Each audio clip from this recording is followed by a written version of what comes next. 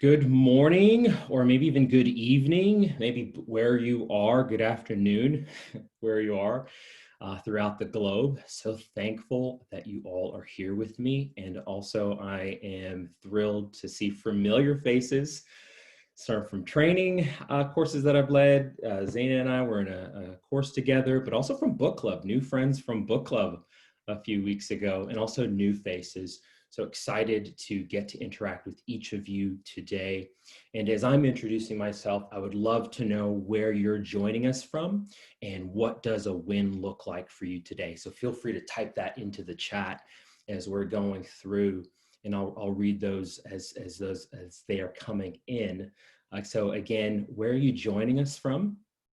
And what does a win look like for you when we end our webinar today? So excited to be with you. As Ashley said, high praise. It's a tough act to follow, high praise.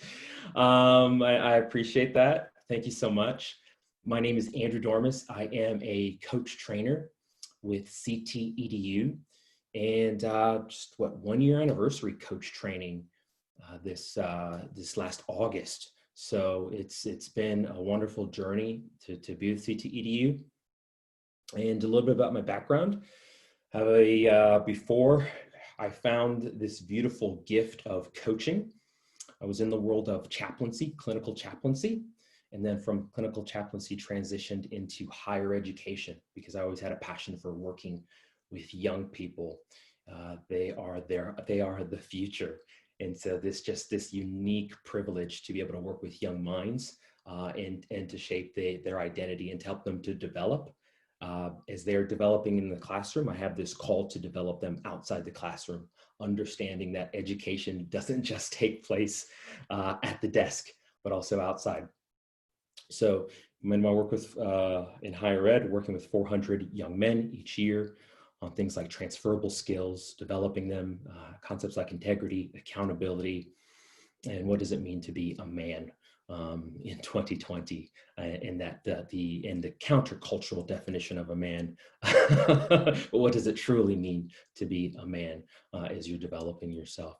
And then from my work in higher ed, got into coaching as I was dabbling in a little bit of coaching with young people, some leadership coaching, leadership of self, others, and organization. Found CTEDU, and I said, I was leaning on my chaplaincy skills, and I said, I could be doing this work so much better than I'm currently doing it. Not sure whether my students could tell whether I could be better or not, but I could tell. And it's always been a value of mine that whatever I do it to the best of my ability. So found CTEDU and went through their ALC program, went through 2.0 group mentoring. At that time, 1.0 and group mentoring weren't bundled together. So I self-bundled them together. And a month into 1.0, I said, I am born to do this. And I dedicated my life to coaching. And I've been in the coaching realm ever since. And just, it's been quite a wild ride. And so I am grateful to be here with you. And this topic of exploring career pathways is a passion for me because the job market is a market that I like to stay up on. So in my life, I've got a guy or a gal for everything, right? If I'm in the market for a car, I've got a friend that I can call, right? If I need to fix something at the home, I've got a friend that I can call and say, hey, I'm working on this project at my home. Can you help me?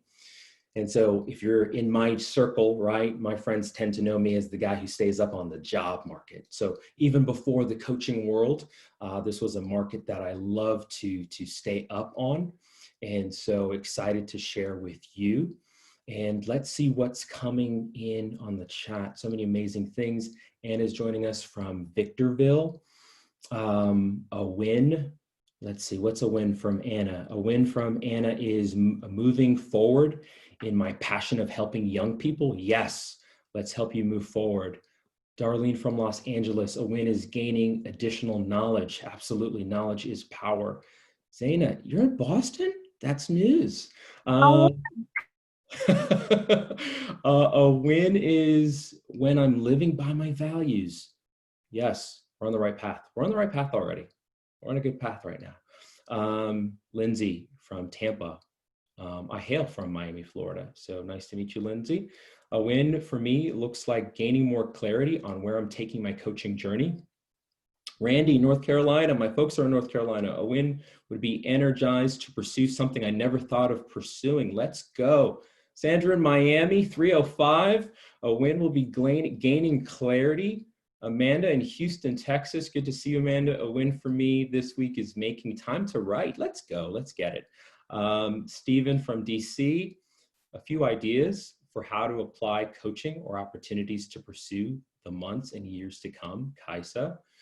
In Oregon, a win is feeling balanced and positive while gaining new perspectives and insights. And then Zaina, you got the wrong question. A win today would be a moment of awareness or whatever that would look like. I love that. Neva, bringing to life the plans I have for bringing coaching to primary education. Grades 5 through 12. I love that, both teachers and students. Thank you so much, everyone. I think I'm already pumped already, if you can't tell by reading what was in the chat there. A win for maybe a collective win, as I think about my win for this group tonight or this afternoon. And a win for, if this is broadcast later, a win is that you walk away from this experience daring to dream, that there are multiple pathways for success post-coach training.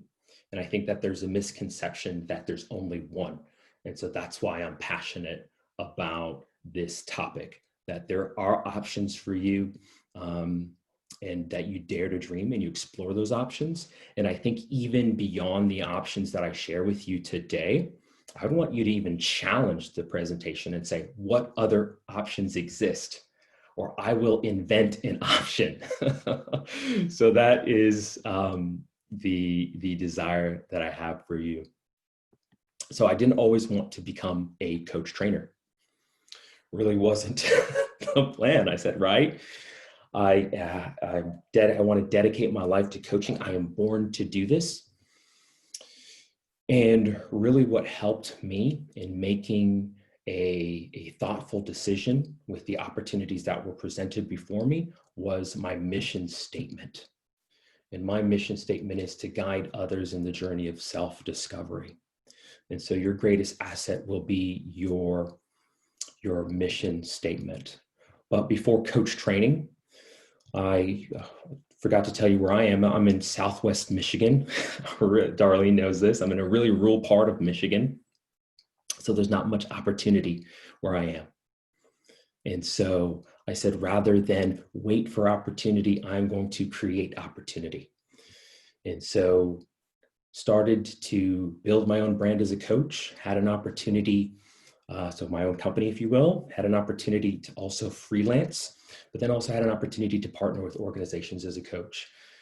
And then finally, the one of the best partnerships was aligning my brand with the brand of CTEDU, and it's been a beautiful partnership ever since. So I've done a little bit of everything that I'm going to talk to you about today. And there's pros and cons for each one of these opportunities, but which one is going to work for you? So as we explore pathways, and feel free to jump in and ask questions, and we'll also have some time at the end where we just strictly devote, just open forum and leave time for question asking. So as we explore pathways, right? Here's what I want to tell you when we talk about daring to dream. Often is the coaching industry too saturated? No, it is not. There is room for you. And the reason why there is room for you is because we have 12 people in the room. We have 12 unique gifts. Each of us brings something different to the table, and each of us has an audience that we can serve powerfully. So is the industry saturated? Absolutely not. We need space for you. We need space for your voice. So a recent survey from ICF 2020, the International Coaching Federation, did a survey. and executive, and here's the the executive summary. And from their survey results, they surveyed over 22,000 individuals from over 160 countries and territories. And the estimated global total revenue of coaching was, guess what? I want you to maybe put it in the chat, take a couple of guesses. What do you think the global total revenue was on average, the estimated global revenue? And this is in US dollars. Yeah, let's see what's coming into the chat. How much is coaching making globally? Over 160 countries and territories. Tabulating results. Feel free. Growth mindset. There's no wrong answer. Okay, 250 bill. Tabulating results. 100 bill. Any others want to take a shot at it?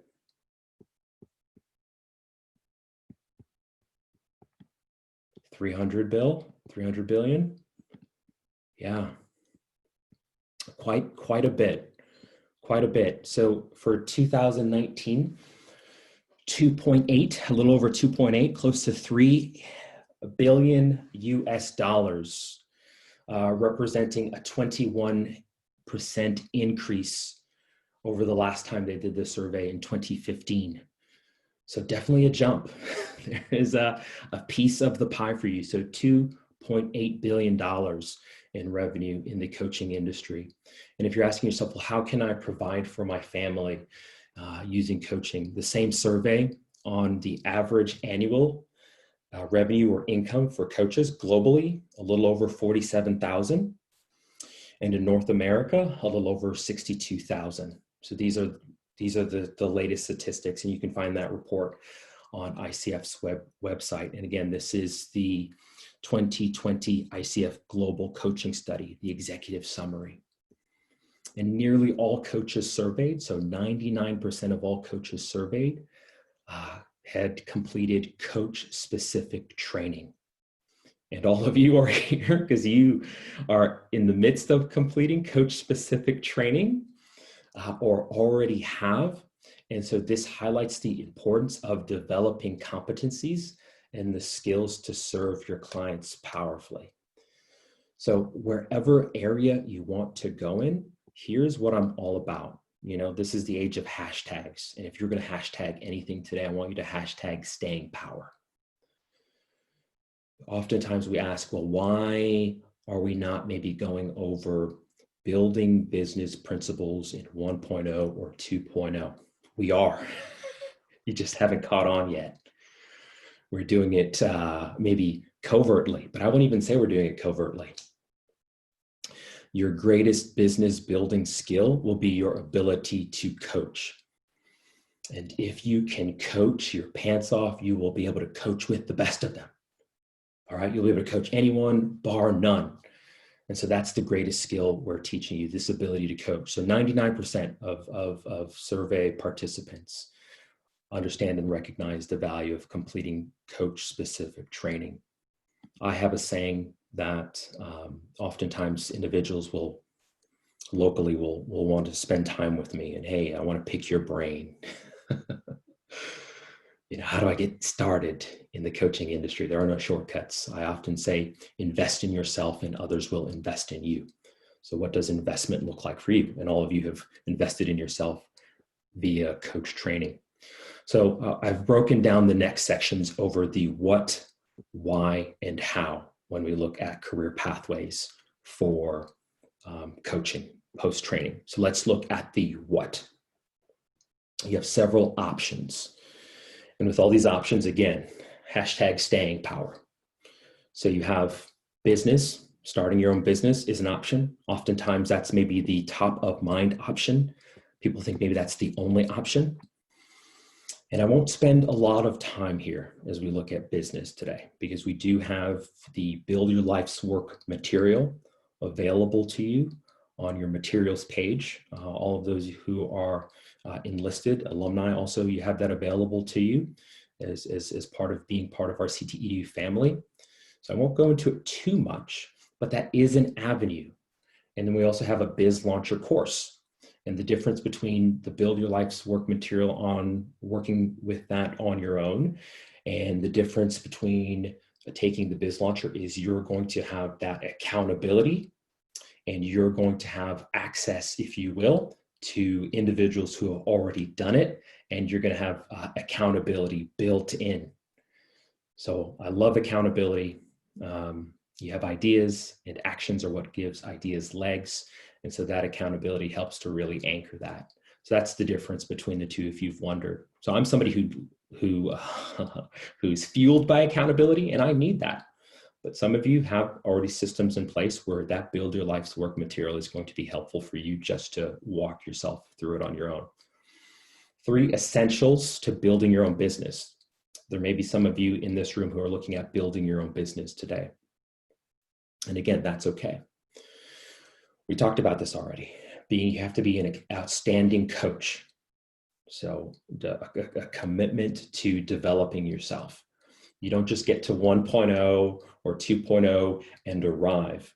And that's the benefit of going through the ICF, through that credentialing process, because it's this constant call for how are you investing in yourself? How are you resourcing yourself as a coach as times are changing? We're seeing the shifts from COVID-19. A lot of the literature that's only 2 years old is now becoming outdated because of what is happening in our world already. So you have to stay up to date. You have to constantly be educating yourself. Number 2, when you're talking about starting your own business, which is sometimes a con for folks when you're looking at starting your own business, but also can be a pro. So it goes back to your core motivation, your strengths. Who are you? You have to have that CEO hat. You need to be able to serve in the role of admin. Many of you do this already for other organizations. All of you are leaders somewhere else or leaders in your own home. And now it's shifting to now wear this hat for yourself, to lead yourself as you seek out to lead others. And then 3, a big piece, essential piece to starting your own business is this marketing piece. How are you putting yourself out there? And I'm not talking about paying Google ads. That's one avenue, but it's 2020 and you can surely market yourself without having to go into Google Adware or Facebook ads. There's other ways to market yourself as a coach and really looking at where you want to invest. Are you engaging? Are you blog writing? Are you, when you're meeting people in the grocery store and they're saying, hey, Darlene, nice to meet you. What do you do? Here's what I do. Here's who I serve. Kaisa, nice to meet you. What do you do? Here's what I do. Here's who I serve. Very early on when I started in my life coach journey, I had to get out of, I had to commune with this vision of myself. And so people would ask me, what do you do? And I would say, I'm a higher ed administrator. And I'd say, oh man, I missed an opportunity. And so I got good at practicing as I'd run into people at the airport or the supermarket. What do you do? Who are you? And I would often not introduce myself as a life coach, because again, I live in rural Michigan. What's a life coach? But I would say, I help young people excel inside and outside the classroom. Really? How do you do that? Via academic life coaching. So speak your future into existence. That's another way for you to market yourself. Share with everybody, those you know and those you don't, what is it that you do? So that's your business options. That's one pathway, starting your own business. Pathway number 2, job embedded. And again, I've tried all of these. So you got to find what works for you. Job embedded. And what job embedded looks like is making coaching a part of what you're already doing in your current job. So if you've got this excitement and you've got this passion for coaching, why hide that fire? Why? Share your passion for coaching. Share this discovery, right? I look at coaching as this gift of self-awareness and discovery. Share that discovery with your clients at work, with your coworkers. What does it look like to get into a coaching habit? That's a book by Stan Ye. Stanier, Stanier is the last name, a coaching habit. What does it look like to take a coaching habit into the workplace and begin to build in those skills? And then also selfishly begin to get those coaching hours in, right? As you collect those 100 hours and those 500 hours and those 2,500 hours towards your ICF credentialing. So as we look at that job embedded, more individuals are enrolling in life coach training, not only to start a business, right? That's the misconception. I only need to start a business. A lot of individuals are enrolling in life coach training to simply become better parents.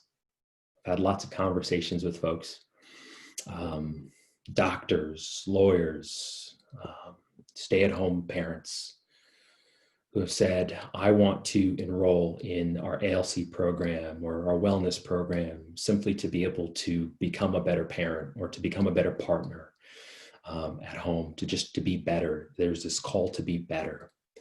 So maybe your call is, I want to be better at blank.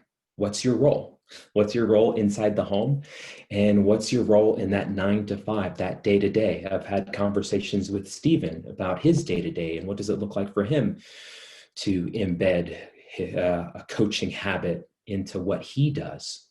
So that is an option in itself. You don't need to come into it and say, I need to create something outside of what I'm doing.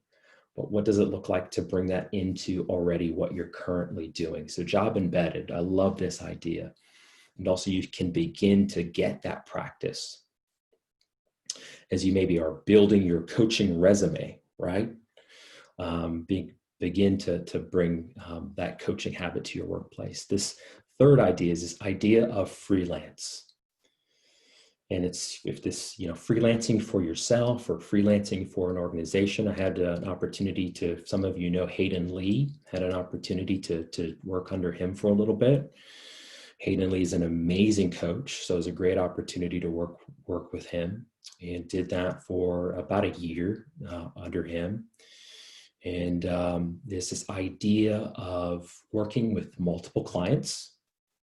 So not necessarily saying, I need to, so I'm an academic life coach by trade, right? But our coaching gives you the foundation, right? And we talked about hashtag staying power to really be able to coach anybody. So this idea of freelancing, working as a freelance with a company and they're sourcing your clients, right? Hayden would call me up and he'd say, hey, I got a client for you. Are you interested in working with blank client? Or would you be open to working with blank client? I had never worked with blank client before. Would you be willing to work with a client who's looking at starting her wellness coaching business? I've never done that before, Hayden. So I needed to bust through some of my own limiting beliefs, but I had the structure there and I knew how to coach, but also doing that on your own. Maybe you don't want to get away from your 9 to 5. Not everybody wants to do that. And again, I want to tell you that's okay. What does it look like if you say, I want to dedicate 2 Saturdays a month to coaching, and I'm going to freelance that way, and I'm going to pick up a couple of clients? As you look at maybe your client roster, and your client roster is how many clients you feel comfortable holding at a time. Maybe you're just comfortable holding 2 a month. And for this month, I'm going to work on getting 2 clients. And once my roster is full, I'm going to focus on these 2 clients. And as we come to the end of these coaching agreements, I'll look to fill that roster spot or see if one of these 2 clients wants to re-up and save that spot, if you will. So work with multiple clients, multiple niches. But also this idea of freelance is sometimes you're partnering with an organization, but oftentimes it might be partnering alone. This idea of freelance is maybe best known as this side hustle. And in 2020, we're finding that side hustling is no longer a luxury, but a necessity. I have a mentor who says multiple sources of income. And so this is also an appropriate pathway. If you say, I just want the expertise to give myself another avenue to provide for my family. Don't necessarily have a desire to do coaching full time, don't have a desire to start a coaching business. There's not space for me to maybe job in bed, but I want a side hustle where I'm coaching 5 hours a week. And that 5 hours a week allows me to vacation with my family every summer, or it allows me to put additional food on the table, or put clothes on my back, or help pay my mortgage. Whatever your story is, that's quite an appropriate pathway. So you have the ability to freelance for a company or yourself. So that's 3. And then 4, organizations. So you can be hired. Yes, you can be hired to be a life coach. There are organizations that hire life coaches, corporate and privately owned.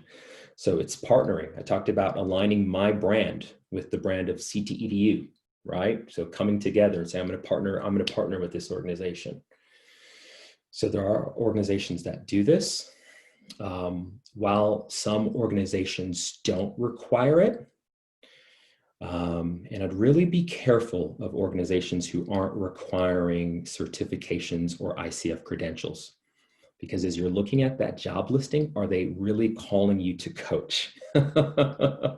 Really look at that. Are they because coaching is a buzzword. Are they calling you to coach, or are they really calling you to consult? And are they calling you to mentor? So be mindful of organizations who don't maybe value the certificate, right? What are you really calling me into? And I want to be mindful of that, because I didn't invest in myself to be a consultant. Nothing wrong with consulting, but I invested in myself to be a coach, and I'm passionate about coaching.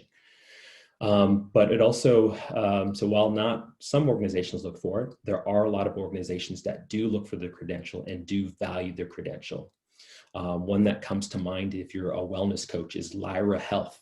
In fact, they advertise themselves on the International Coaching Federation website, and they're actively looking for wellness coaches. I think they call them at the organization emotional wellness coaches. And they want to see you have a certification, and they want to see you have a credential. So those, that's the importance of continuing to up level yourself. And then before 2020, so I let you know that I like to stay up on the job market, for me, I had moved my family quite a bit. As I was coming out of coach training, I had moved my family quite a bit. And I've done quite a bit in my life. I don't look that old, but I've done quite a bit in my life. And my wife and I have been married 10 years and probably lived in six or 7 different states. And so now, as we've moved to Michigan, the option to move was off the table.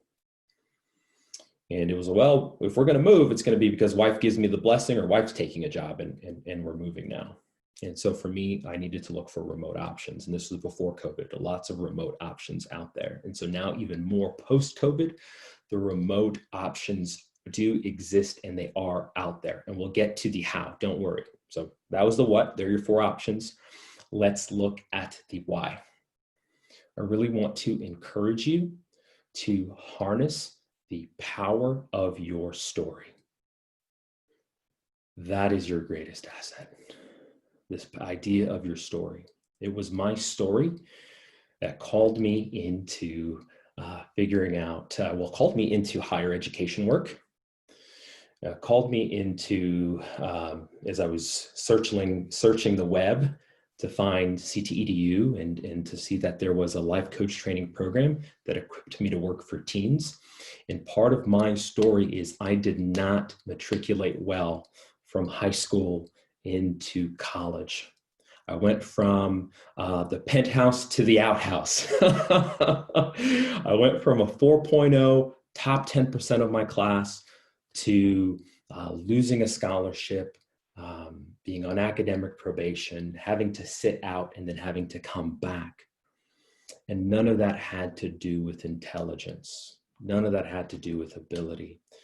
But all of that had to do with really figuring out who I was, who am I, and why am I there? And I think for that first year and a half, I really had no business being there. I wasn't ready. I really needed to spend time figuring out me. And that's the gift of coaching, right? That's what we're doing. We're setting time aside for individuals to figure out who they are. So I have an affinity and a passion for serving young people and helping them figure out who they are. Yes, this gap year hashtag gap year, hashtag self-discovery. So this is my story. And so I want to help people discover their strengths, not only inside the classroom, but outside. And I like to do that earlier, sooner, rather than later. And so as I was looking at working and partnering with different organizations, my work with Hayden was working with young people. As I was looking at different organizations that I wanted to work with as well, it was around this same idea. It was always tied to my story, right? I talked earlier about your mission statement. What's your mission statement? Your story and your mission statement work in tandem together to guide you on this pathway, to help figure out what are your next steps. So I really want to, have you reflect on that. And a good reflection is, what led you to coaching? What led you to coaching? We often bemoan our journey, right? I wish I would have found this sooner, or I wish I didn't take as many lumps on the head, or I've been thinking about this for 4 or 5 years, but finally I'm jumping into 1.0, or finally I'm getting back into 2.0. I want to really encourage you to tell your inner critic, hush, and spend time celebrating yourself. And part of celebrating yourself is recognizing where you are. And you are right where you need to be for such a time as this. And so what are you discovering about yourself in this time? Great reflection question. What are your own personal aha moments, right? Is your call to help others discover their aha moments? What are your own personal aha moments? And when you're in tune with your story, what led you to coaching, when you're in tune with your own personal aha moments, this all goes back to that marketing that I talked about earlier for those of you who are looking at starting your own businesses and developing your own brand. The power of story is powerful. People want to connect with your story. They don't just want to connect with a coach. They want to connect with the story. There is a client for every coach. So don't be afraid to tell your story. There are others who are dying to hear it because they want to connect with you. So that is the why. Let's look at the how. And after the how, we'll open it up for some questions. So how? I want you to look at your internal resources. It's big, it's huge. Your internal resources. Whether you decide to start a business or not, right? Start a business, job embedded, freelance, organizational coach. I'm putting on my consultant hat on, right? This is my direct communication to you this afternoon or this evening, is you need to have an entrepreneurial spirit. It's non-negotiable. You need to have an entrepreneurial spirit. You've got to have it. And this goes back to this, as you've been introduced, hope theory. To be able to have this growth mindset that embraces obstacles, plans for them, maybe even thirsts for them, but runs through them. And with this growth mindset, you're persistent, but you also possess this optimistic perspective of the possibilities. So you may be, as you look at daring to dream, right? And you're exploring these different pathways, be flexible with the timeline, but not the goal, not the end result. So as obstacles present themselves, sometimes you run through them, sometimes you go around them, sometimes you go over them, sometimes you go under them. But it's that optimistic mindset to say, I will overcome, right? Rather than overwhelm, we shift to overcome. So I really want you to look at those internal resources. What internal resources, what strengths, who do you need to be, right? Your being questions, what is available to you? And then this idea of your brand, right? I really want you to reflect on who you are, this power of your story, another internal resource. Your name will either make you money or cost your money. What do you love about yourself? Celebrate that. And then motivation. And whether you're starting your business or you're looking at some of these other pathways, what will get you further down the road than anything is this shift between self. There's a reason why you have started, but shifting from self to empathetic motivation, this call to serve others, this call to make a difference. CTEDU, we talk about coaching for a cause. What's your cause? What's the banner that you're carrying? And go ahead and run with that banner. And then your last internal resource, future self. With your partner, maybe you have regular date nights. I want you to have regular date nights with your future self. Because oftentimes we have too many date nights with our inner critic. So I want you to put your inner critic on the wait list. I don't have time for you this month. The restaurant is booked, and I want you to take your future self out. Date your future self. Have those conversations with your future self. That goes back to dreaming. And then let's look at your external resources. So LinkedIn. LinkedIn is powerful, whether you have an account there or not. It's the professional Facebook, right? So believe it or not, for those of you who are maybe not familiar with LinkedIn, tons of job postings there and tons of job postings on there regularly. And when I was actively looking, I would probably, what systems do you put in place? I was actively looking 2 to 3 times a week, and you'll find that the postings are changing as you're looking. So LinkedIn is a great place to look for job postings if your desire to maybe freelance or become an organizational coach. Glassdoor is another great resource. Glassdoor.com, and these are helpful whether you're in North America or globally. And the great thing about Glassdoor gives you a rating for a company. So you're able to see, do I really want to work there? What have people in the past said about this organization? Do I want to align my brand with this company's brand? Somebody in the chat earlier talked about their values, right? And how important your values are.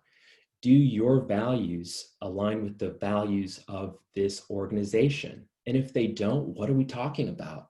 Run. Also the alike, you have Indeed, and then Google needs to be a family member. Google needs to have a bedroom in the house.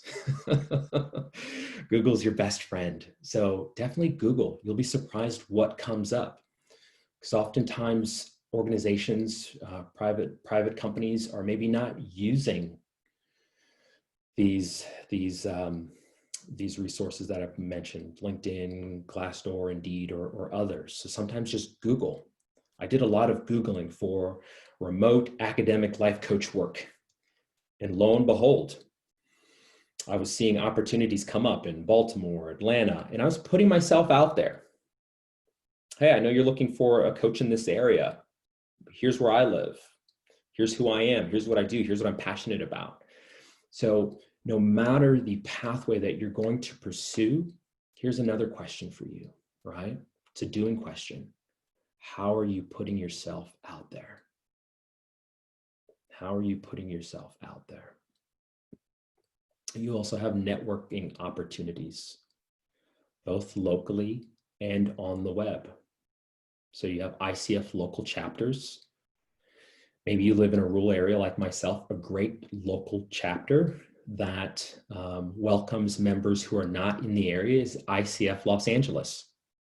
Great chapter that, in fact, is on their website. We welcome members not in the Los Angeles area. So it's right there. They want to have you, and it's a great way to share, right? Here's this, it's your obstacle in coaching is not other coaches. That's a misconception, right? We need each other to do this work. It's a collective work. So I'm not intimidated by sharing resources with other coaches. The more people doing these resources, the better. So we need more people involved. So networking locally and networking online what that looks like with networking locally is it might not be connecting with necessarily a coaching organization, but maybe working with, connecting with small business owners, or is there a freelancing organization, or you know, what other options are you, as you think creatively in your area? And then another great external resource is, right, we're coaches, so this one is obvious. So it's a suggestion, but you don't have to go there. Hiring a coach. That's what really helped take me to the next level, is working with a coach. As you look at exploring your various pathways, a lot of the work I needed to do, I listed internal and external resources. A lot of the work I needed to do was working through my internal resources, right? As I talk about the power of owning my story, it's because I had to do some work. There for a long time, I didn't like my story, but today I celebrate it. So maybe working with a coach is another external resource. So in coaching, we honor the autonomy of our clients. So I honor your autonomy today, as I've shared a lot of information with you. There is no right or wrong pathway post-coaching, but ultimately you decide what is right for you. Regardless of your pathway, again, how are you putting yourself up there, putting yourself out there? As I reflect on my own journey, I had to collect a lot of no's before I heard yeses. And so as you think about your next steps, maybe some reflection is what path is right for you? And then a call to action, what needs to happen next?